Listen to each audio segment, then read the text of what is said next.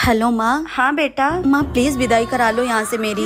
कोई बात है क्या? मैं यहाँ रह रह के थक गई हूँ। क्या बताऊँ आपको, ना इनके घर में एसी है ना कूलर है, सारा दिन गर्मी में रहना पड़ता है। यहाँ तक कि रोज रोज गर्मी में खाना भी बनाना पड़ता है। अब मैं ये सब और नहीं झेल सकती माँ। तो बात करवा अपनी सास से। ठीक है, मैं अभी बात करवाती हूँ। माँ जी। हाँ बहू, मम्मी बात करेंगी आपसे। हेलो। हाँ समधन जी, प्रणाम प्रणाम।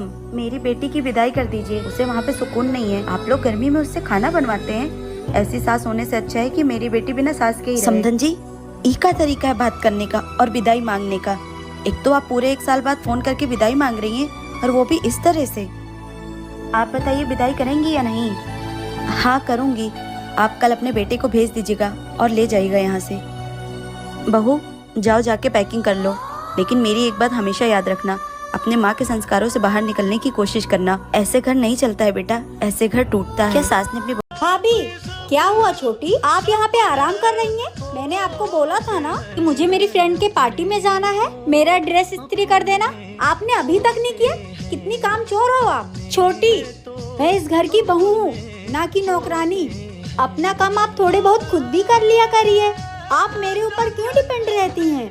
एक बात मेरी याद रखना छोटी, जिस दिन तुम शादी करके अपने ससुराल जाओगी ना, उस दिन तुम्हें एहसास होगा कि एक जिम्मेदारी क्या होती है। उस दिन तुम्हें पता चलेगा कि कोई थी जो बैठे बैठे मेरी सारी फरमाइश पूरी करती थी। जब खुद पे आती है ना छोटी जिम्मेदारी, तब समझ में आता है कि एक लड़की से बहू कब बन जाती है और कब इतनी बड़ी जिम्मेदारी खुद के सर पे आ जाती है। क्या भाभी ने अपनी ननद को सही जवाब दिया? कमेंट बॉक्स में अपनी राय जरूर बताएं।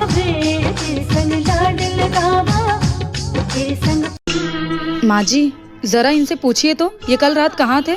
मैं पूरी रात वेट करती रही। ये सुबह 4 बजे आए हैं घर पे। अरे लड़का है, देर सबेर हो ही जाती है, तो इंतजार क्यों कर रही थी? जाके सो जाती। मैं कौन सा तेरे साथ सोता हूँ? मेरा इंतजार क्यों कर रही थी? तेरे को पहले भी बोले ना मेरा इंतजार मत किया कर। नहीं माँ जी, मुझे पूरा यकीन है ये कल रात उसी लड़की के साथ होंगे।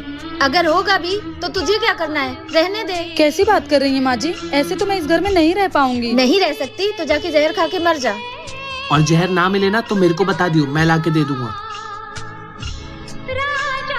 जीना हराम करके रखा है इस औरत ने।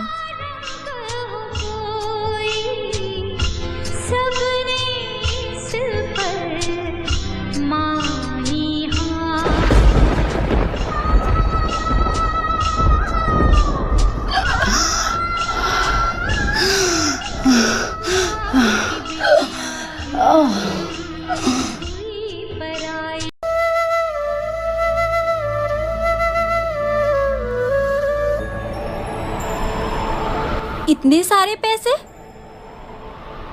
एक काम करती हूँ, ये पैसे मैं रख लेती हूँ।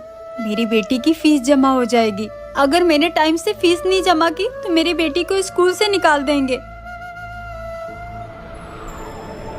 नहीं, ये गलत है, ये तो चोरी है। मुझे ऐसा नहीं करना चाहिए। दीदी ने मुझे इतने भरोसे से इस घर में रखा है, वो मुझ पे इतना भरोसा करती हैं। मैं गरीब हूँ लेकिन चोर नहीं। संध्या। हाँ दीदी। ये क्या कर रही है? चोरी कर रही है तू? नहीं दीदी, मैं यहाँ पे साफ सफाई कर रही थी, यहाँ पे पैसे मिले मुझे, मैं तो आपको ही देने लेकर आ रही थी। अच्छा, मुझे देने आ रही थी? इधर ला पैसे। चोर कहीं की। मैम साहब। हाँ बोलो। मुझे थोड़े पैसे चाहिए थे। पक्का तुम्हारी बुआ आई होगी। जाओ बेटा देखो, अगर तुम्हारी बुआ आई होगी ना तो कह देना मम्मा घर पे नहीं है। जाओ। नमस्ते बुआ। नमस्ते बेटा। बेटा तुम्हारी मम्मा कहाँ है? मम्मा तो घर पे नहीं है, आप बाद में आ जाना। ठीक है बेटा। अरे किसका फोन आ रहा है? तेरी दादी फोन कर रही है? पक्का पैसे मांगने के लिए फोन कर रही है। ले बेटा तू बात करके बोल दे मम्मा नहाने गई है, आप बाद में बात कर लो।